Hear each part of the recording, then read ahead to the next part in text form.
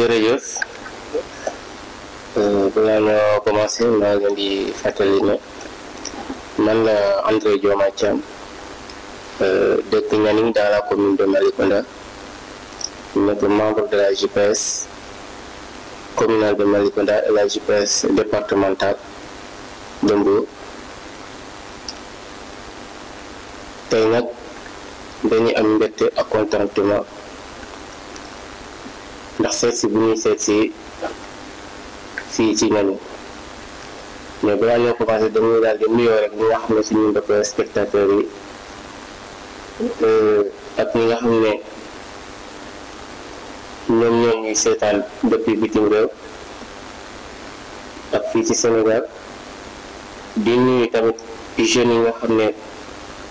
ñun ñoom lañu bokkal liggéey bi fii ci département bi ak fii ci commune bi di profité tamit balaa ñoo commencé di leen félicité ci seen randonnée démb bi ñu organisé fële ci Joal ñi nga xam ne dañ ko def pour signaler l'immigration bi nga xam ne moo ngi faral di am depuis ay at ci réew mi. kon nag dañuy daal di rafetlu bu baax a baax seet si bi nga xam ne suñu mbokku journaliste seet si nañu ko. en fait ñu ci lu jëm ci wàllu ñeewal politique waaye lu jëm ci wàllu politique bi nga xam ne premier ministre defoon na ko jamono yi passé est-ce que mën nga ñëwaat ci tukki bi ak avantage yi nga xam ne jàpp na leen tukki bi mën na ko jural Sénégal. jërëjëf laaj bi am na solo trop parce que Sénégal nekk na réew moo xamante ne réew mu am solo la ci àdduna bi yàlla nag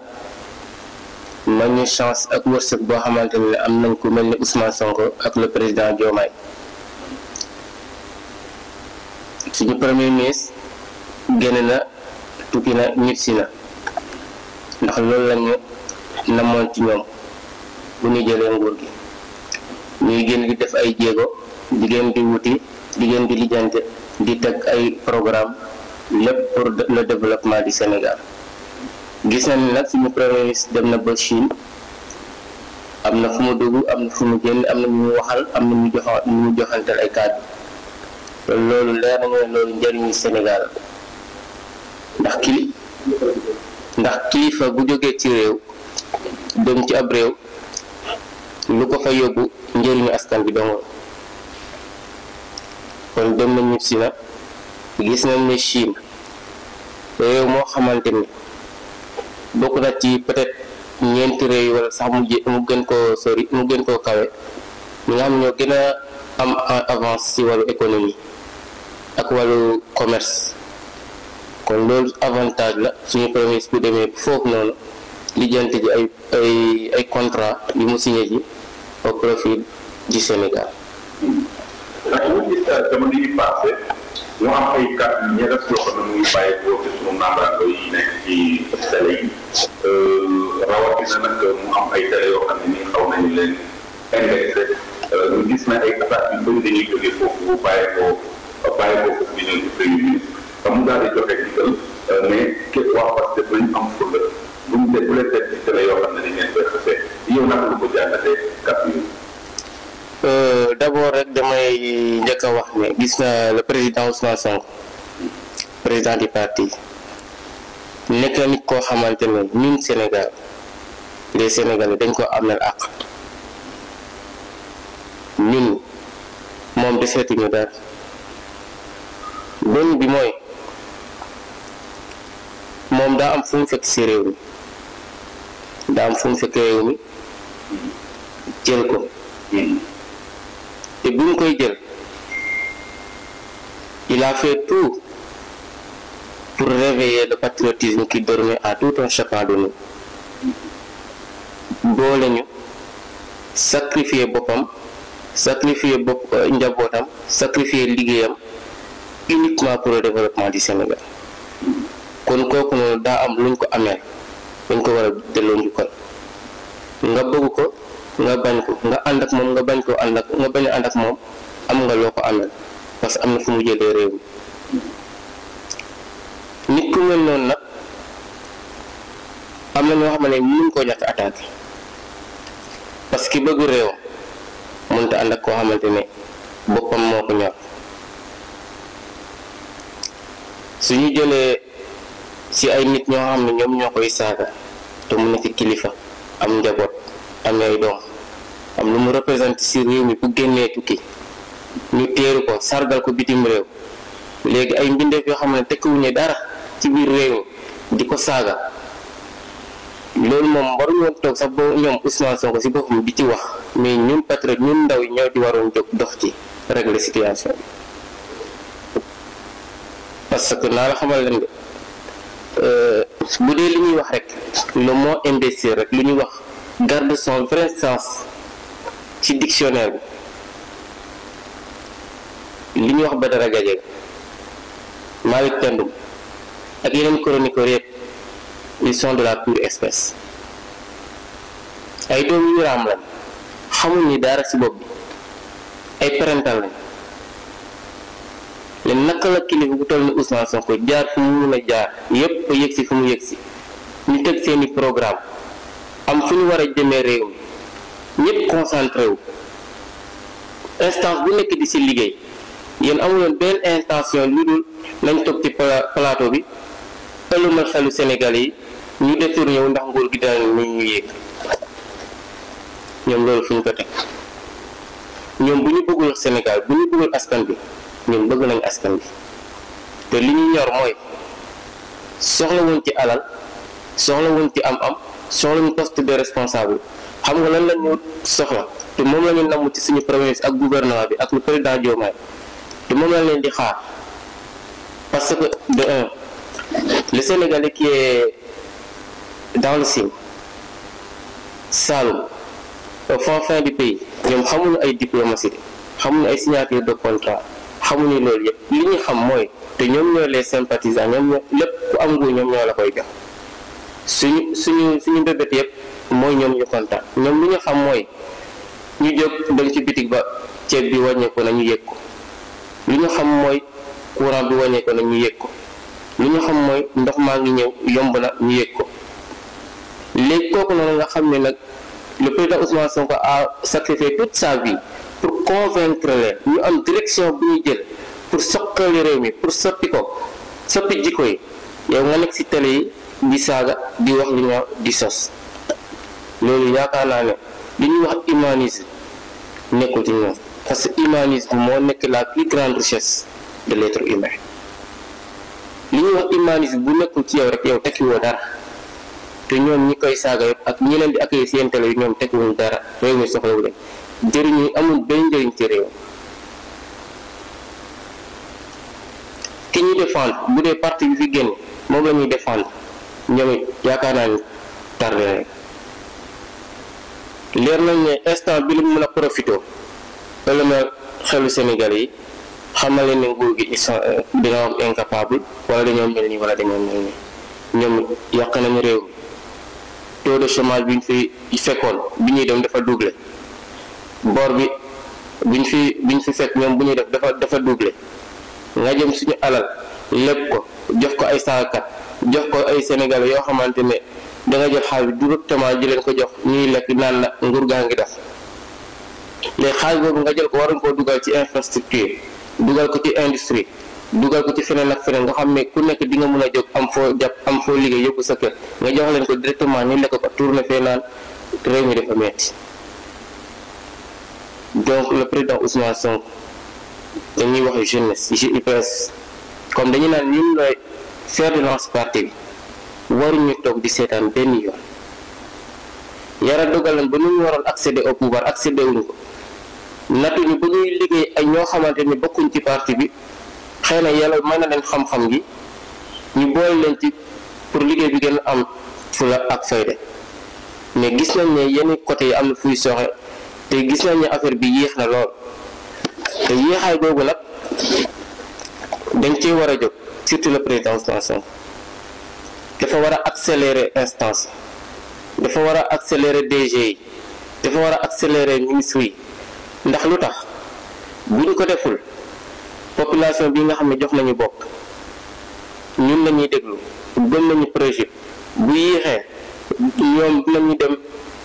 tabb ci yeneen loxo yoo xamante ne ils sont incapables parce que ñoom lu leen ñor mooy nguur lu leen ñor mooy seen poste de responsable lu leen ñor mooy autarchie bi mu doon wax. kon il a le droit de moom mu nekk ci état yu mu nekk génn waxtaan ak askan bi parce que Ousmane Sonko dafa war di wax de bu waxul c'est de la catastrophe moom bu waxul c'est de la catastrophe parce que waxam googu noonu moom moo leen di tiital waxam googu noonu mooy fausser seeni plan waxam googu noonu mooy détourner li ñuy def li ñu bëgg a def ngir détacher ñu ak le peuple sénégalais. kon dañ leen di wax ñi nga xam ne ñett ñooy ay sénégalais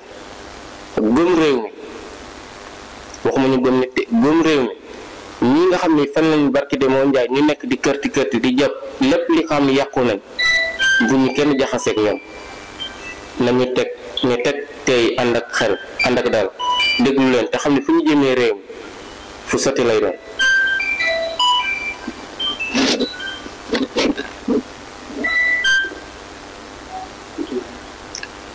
fu sotti lay doon moo ngi jégal bu baax a baax ci sonor bi loolu lañ ci bëggoon sànni parce que réew boo ko jiitee ñi nga xam ne ñoom nga àndal jiite ko foofu mu am ñu mel ni ñii mel na le fu ne ñoo ngi koy dégg naan président Diomaye dafa am problème kii président Ousmane Sonko dafa am problème ak président Diomaye dafa lii xew na même xanaa ñun ñi nga xam ne dañuy dund ak suñuy rakk yi si biir kër sax dañuy am ay jafe-jafe si biir kër gi te teewul dañuy ànd di wuti di li sottil kër gi nit da ngay am ay jafe-jafe ak ki la jur da nga am jafe-jafe ay say dëkkandoo ni nit boo ànd ak moom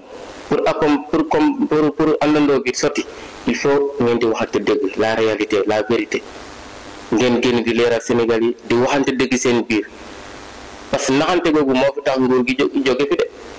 diw xam na nangam bu ko waxee rek daf may yàqal bàyyi ma neex ko ñu bàyyi mu sedd ñu jàll si leneen mu yàq lu war woon yàqu. kon en réalité nit ñi dañuy wax ak mais amul problème. mais dama ne Ousmane Sonko ak Bassirou Diomaye le président Bassirou Diomaye son excellence politique booliwu leen politique boolu koo dem boo xamante ne da nga ko tuddee sa doom amaat doom jël tuddee ko sa yaay say doom di fanaan di dem di yëndu di nekk sa kër xarit googu doon bu yàlla dogal ngeen accéder au pouvoir nekk continuer cheminement bi Bassirou Diomaye Faye ngor gi nekk ci moom ak Ousmane Sonko li mu diw ci moom yaakaar naa problème bu amoon kenn du ko yëg parce que ñoom lu tax ñu yaakaar ne problème dafa am ñoom xamuñu dara ay fumier la comme Ousmane Sonko ni mu ko waxee dara xamuñu stratégie politique la ponkal ñu def instant yi lu ñu doon balbal milliardaires yi ñu gisoon ñuy taxawaalu fi yëpp ànd ak lu ndaw loolu ñu wax Badara Gadiaga xaw ma l'inconscient la ñooñu la bëggoon le wane yéen di gën dara Badara Gadiaga bu mu wuyu ji keroog mu mel ni ku jël coupe di jubilé ñoom ñu ànd ak moom léegi ñoom piégé nañ ko sur dëgg dafa lañ ko ndëgg sarax léegi ana ñu ñëw réew mi ñun ñoo war a wax wala ñoom ñoo war a wax nga gis te ñoo xamante ne dañoo occupé des postes de responsabilité ñoo xam dañuy rusloo askanu Sénégal dañuy rusloo jeunesse bi jeunes yi nga xam ne dañoo nekk université di jàng am fu ñu bëgg a accéder surtout au plus haut niveau ma gis foofu koo xamante daa mel ni ñoom Omar Youm ay ponkal yoo xamante ne nekk foofu lekk suñuy milliards nërmel réew mi ba pare naa nga téye derrière nit koo xamante ne dañ ko waroon bàyyi ak jeunesse bi ñu régler les choses jarul sax muy egg justice nga naan avocat nga di essayer de donner des leçons suñu milliards yi ñu jël nañ dem boobu ñu lijjanti suñu milliards yi ñu dugal ko fi ñu ko war a dugal ñi mënuñoo nekk fi ñu nekk lor askan bi teg des pièges politiques des complots et yoo xam ne mënut a jeex ah jeunes yi ñoom ñëpp gars yi doon daw génn réew mi uti leneen feneen ba mu créé immigration clandestine bi léegi mu nga tourné feneen di dal ci kaw Ousmane Sonko pour ñu détaché wu ak le président Bassirou Diomaye ils sont incapables mënuñ ko tey mënuñ ko jéem. D'accord.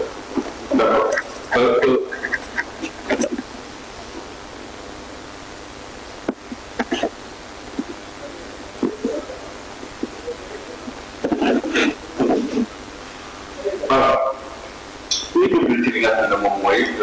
taxawaayu parti bi fii nga xamante ne nii mooy département bi est-ce que mën nga ñu wax yan jéego la JPS di nas jëlee ci département bi wala ci biir commune Malicounda mën nga mu wax activité yi nga xam ne maanaam JPS mu ngi koy dégg en perspective au-delà de vacances agricoles bi nga xam ne ñu ngi koy dégg. waaw JPS départemental bu Mbour nekk na JPS boo xamante ne dafa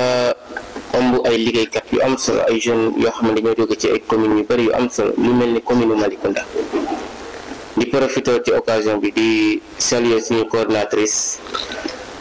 Bassirou suñu coordinatrice Béatrice Germaine nekk député à l'Assemblée nationale moo xam ne moom mooy diriger JPS commune Malicounda mais tamit ak yeneen JPS yoo xam ne bu mel ni Sandiara bu mel ni Saly di nuyuwaale tamit Ismaïla Diop Faye bi nga xam ne il fait un excellent boulot ak yeneen JPS yi tamit nga xam ne mënuñoo lim ñu ñëpp ñoo ngi def un travail remarquable JPS départemental bi nag ki ñu wax Ousmane Sonko Junior moo ko jiite mosuñoo toog benn yoon di noppalu chaque jour ñoo ngi ci liggéey chaque jour ñoo ngi ci ay programme uniquement pour le développement mu nekk ay ndaw yoo xamante ne ñu neex a àndal leen parce que département de Mbour te jii bu Thiès nekkoon nit yaakaar naa ne moom mooy xol gi li fi nekk yëpp lu jar a sàmm la boo ne Mbour département de Mbour c'est une zone touristique boo ne Mbour c'est une zone boo xamante ne agriculture bi am na fi doole boo ne Mbour nekk na zone boo xamante ne pêche bi am na fi doole loolu yëpp nag buñ ko amee ci département ñu am ay jeunes yoo xamante ne ils sont prêts pour défendre projet bii nga xam ne moom lañ teg ci loxo Sénégalais yi te nga xam ne day def liaison ak ressources yi nga xam ne moom lañu am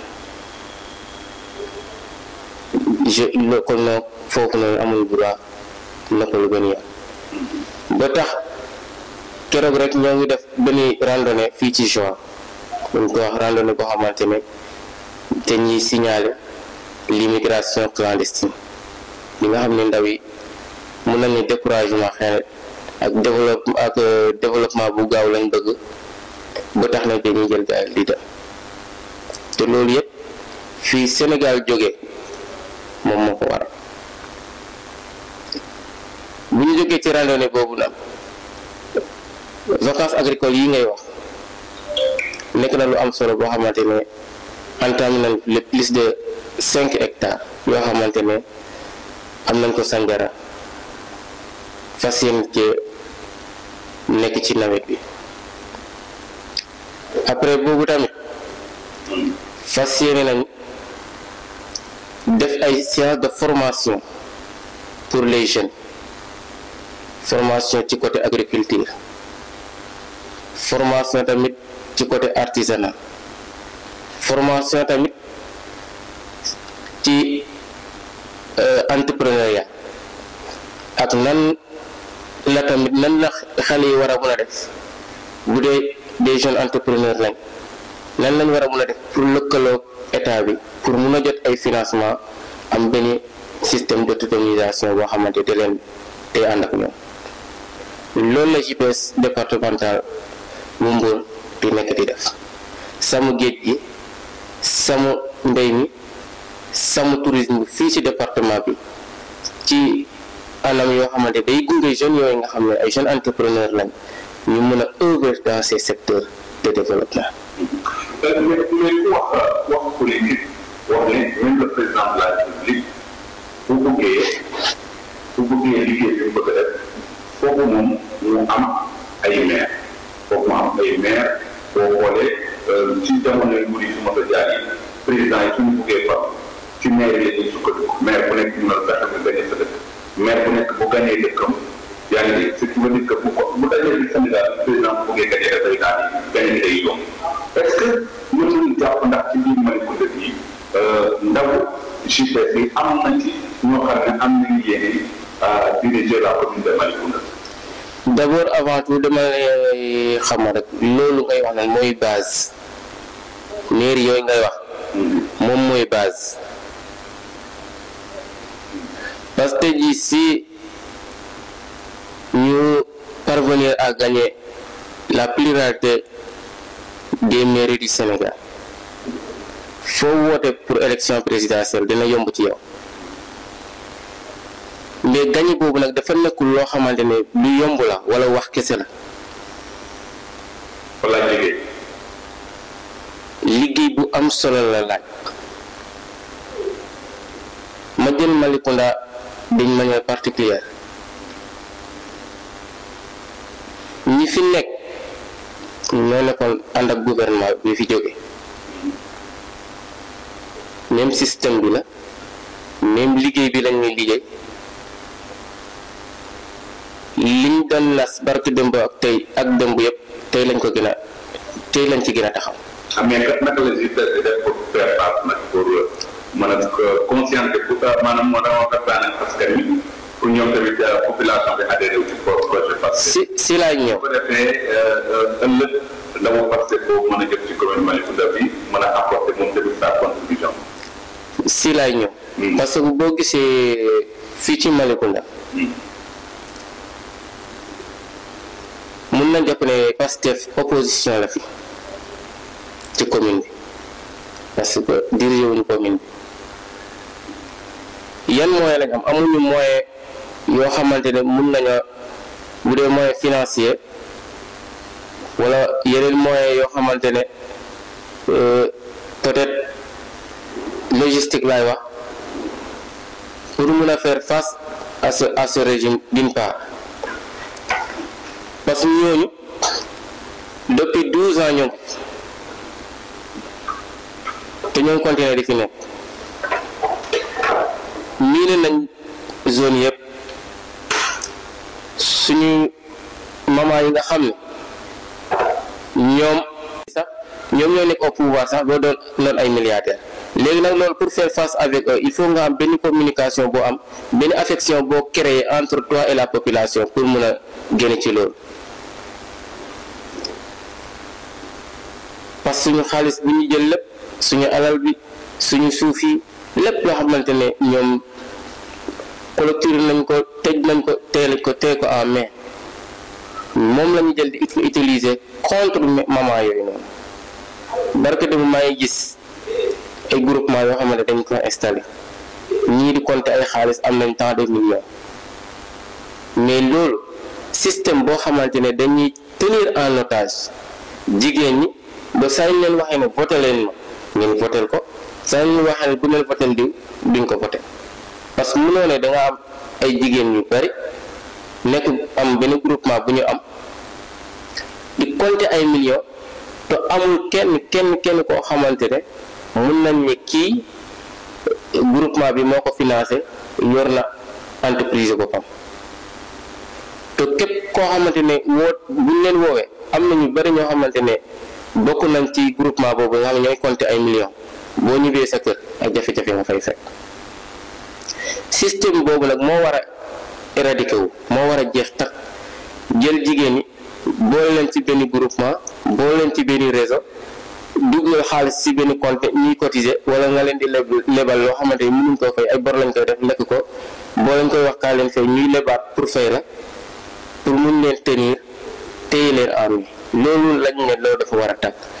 jigéen képp ku nekk jigéen biir commune Malicounda nekk jeune biir commune Malicounda nee nañ dañuy bugg a def ay formation yoo xamante ne ku nekk di nga ko mën a am xam fan nga war a jëm ba bu ñu tegee xaalis sa loxo nga mun a réaliser sa bopp dara ba kenn du la fayeeku ne xaalis bi nga amee groupement bi xaalis bi nga amee réseau bi doo ko mën a fay say doom bu ñu tourné ni ne yaayam dafa def groupement bi la ko xaalis bi.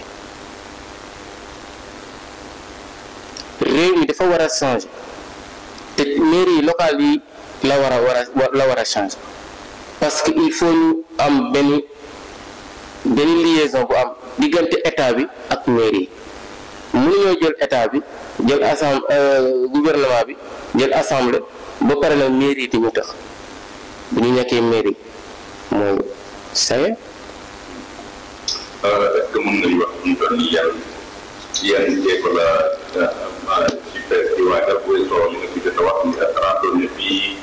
ak activité yi nga xamante ne nii yeneen ko commencé ci wàllu mbay mi ci nawet bi bu weesoo loolu amaat beneen activité pour JPS war a def wala ñu bàyyi la nga wax li nga xamante ne nii bëggoon nga ko wax pour ëllëg nekk nga sa kàddu yi nga xam ne moom ngay déggee émission. waaye JPS bi de moom li ma la wax nii rek lu dul wàccaat ci terrain bi parce que day am fu ñu jóge woon ba jël réew mi jël assemblée bi ñu nekk ci liggéey bu am solo di tëggaat luwaay ñi war a génne réew mi uti ay contrat di dem di ñëw léegi lan lañ war a mën a def jeunesse bi nga xam ne moo taxaw biir commune Malicounda taxaw tam pour consolider renforcer électorat bi nga xam ne am nañ ko biir Malicounda ba élection locale yi di ñëw ñu mun ko jël ci loxo yi nga xam ne loxo yu baax yi nga xam ne si la nekk teg ko ci ay loxo yu baax parce que réew mi dafa am foo xamante ne direction bu mu jël te lu ndaw commune Malicounda bëgguñ cee des ginnaaw te boo ne Malicounda turam egg na foo xamante ne ñi fi nekk boo leen joxee réew mi sax ñu gérer mun nañ citer le DG Jean Michel gis nañ liggéey bu am solo bu mu fiy def mun nañ citer Ousmane Sonko Junior gis nañ liggéey bu am solo bu mu fiy def mun nañ citer Béatrice Germaine Faye liggéey bu am solo bu mu fiy def Maguette Ndoye Ndiaye gis nañ liggéey bu am solo bu muy def ci côté santé bi gis nañ notre coordinateur de section communale Loum fédération bu muy def ci commune bi ak ñeneen ñoo xamante ne ñoom ci biir commune bi ay kàngam yoo xamante ne tey jii ils sont capables de faire face ak ñi nga xam ne ñoo ngi jeexal te bañ leen a bàyyi ñu yàq commune bi donc JPS taxawaay boobu la défendre le projet créer des affinités entre nous et la population continuer projet bi di expliquer nit ñi parce que fii nii ñun on n'a pas les moyens créer ay industrie créer leen nag leneen li ñu mën a def mooy jege leen waxtaan ak askan bi dalal seen xel xamal leen fan la projet bi toll ak fan lañ jëm yaakaar naa ne loolu daal buñ ko defee dina am solo trop. ñu bàyyi nga tàggatoo kaa ñu la doon seetaan. waa di leen ne rek mbette la woon lu mel ni bu amee même kaddu yi bu dee ñaari kaddu sax mënuñ ko ñàkk a yëkkati parce que le président Ousmane Sonko nekk na nit koo xamante ne ndox la il est nécessaire il est important ndox la parce que dañ koy jëriñoo ndox la parce que obstacle bu nekk ci kanamam boo ko amul njëriñ mën na laa contourner dévier la dem dox yoonam boo ko buggee jaaxal mu yëg sa kaw wala mu daaneel kooku mooy le président Ousmane Sonko ma xamal ni nag di xamal jeunes yi nga xam ne ñoom ñoo porté combat bi ñu bari ñu nekk suñuy biir dinaañ waxoo leen woon nii lii ngeen waxoon affaire baa ngi bëgg a yéex affaire baa ngi bëgg ñoom mosuñoo ànd ak ñun te comme liñ ñi suñuy président Ousmane Sonko di ñu wax soxlawuñu ñuy fal du faluwaat suñuy réalisation moo ñuy fal utuñu lu neex ma Demba wala lu neex ma Samba li ñu war a def ci 5 ans yi dinañ ko def sénégalais bu ñu amee satisfaction ñu falaat liñ ciy dolli mooy nañ gën a góorgóorlu gën a taxaw derrière le projet gën a bàyyi xel suñuy njiit bañ a dugg ci ay détails yoo xamante ne dañuy jaxase suñu biir.